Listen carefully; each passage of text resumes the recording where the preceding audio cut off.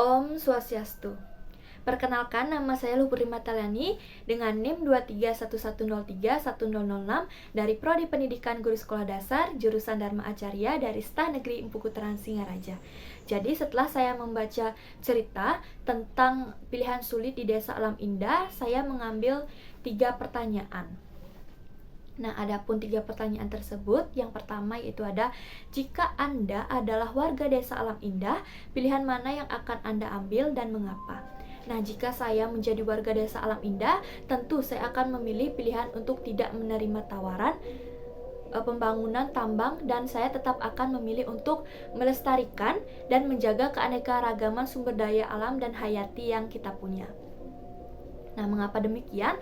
Jika kita melihat resiko ke depan apabila kita membangun tambang, tentu akan berdampak serta beresiko tinggi bagi lingkungan sekitar, karena pertambangan dapat menyebabkan kerusakan lingkungan yang parah.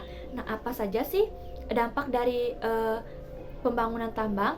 Nah, adapun dampak dari pembangunan tambang apabila kita menerima tawaran tersebut, yang pertama yaitu adalah pencemaran air dan tanah. Kemudian dampak yang kedua yaitu adalah hilangnya habitat satwa, dan kemudian yang ketiga itu adalah perubahan iklim.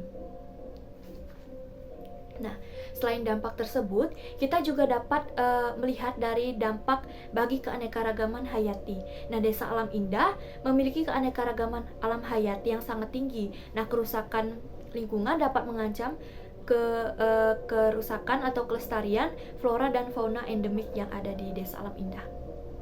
Nah, kita juga dapat melihat dampak jangka panjang. Ini tentu akan berdampak buruk bagi generasi mendatang, dan ini tentu akan sulit untuk diperbaiki.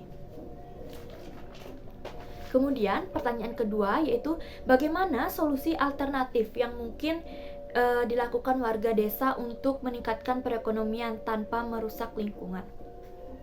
Nah, tentu ada beberapa solusi untuk warga Desa Alam Indah dalam membangun perekonomian tanpa merusak lingkungan. Nah, dari cerita yang saya baca, yaitu Desa Alam Indah memiliki keanekaragaman hayati yang beragam, yaitu pertama seperti aneka tanaman obat dan juga satwa langka. Tentu ini akan menjadi solusi bagi warga Desa Alam Indah untuk meningkatkan perekonomian tanpa merusak lingkungan. Adapun beberapa solusi yang dapat saya ambil, yang pertama itu adalah budidaya tanaman obat. Nah, pengembangan budidaya berkelanjutan ini, warga Desa Alam Indah dapat bekerja sama dengan pemerintah ataupun peneliti untuk mengembangkan budidaya tanaman obat. Nah, hasil budidaya tersebut dapat diolah menjadi berbagai produk bernilai tambah. Nah, seperti teh herbal, kemudian seperti tanaman jamu, kemudian adapun kosmetik alami. Nah, kemudian produk-produk ini dapat kita buatkan merek tradisional dan juga dapat dipasarkan. Kemudian solusi kedua itu adalah pemanfaatan keanekaragaman hayati. Nah, dengan menciptakan paket usaha yaitu berfokus kepada satwa langka dan tanaman obat.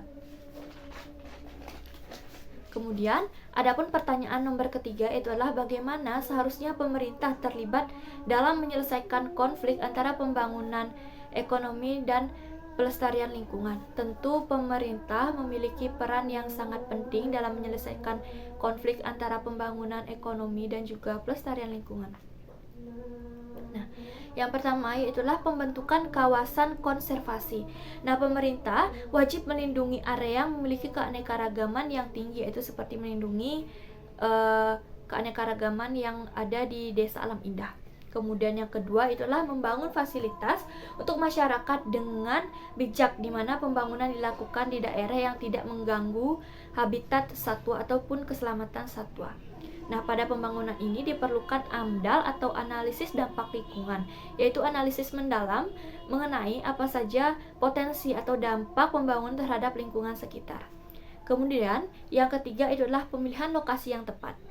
Pemilihan area yang sudah terganggu ataupun sudah memiliki sedikit nilai ekologis. Kemudian yang ketiga yaitu adalah menerapkan peraturan yang ada. Pemerintah memiliki wewenang ataupun peran yang harus tegas dalam menegakkan peraturan yang terkait dengan pembangunan dan perlindungan lingkungan alam dan pemanfaatan sumber daya alam.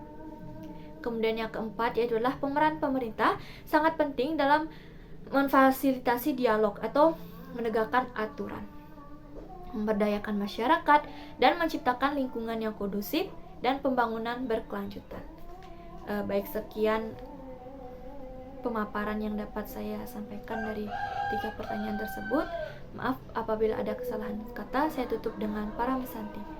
Om Santi Santi Santi Om.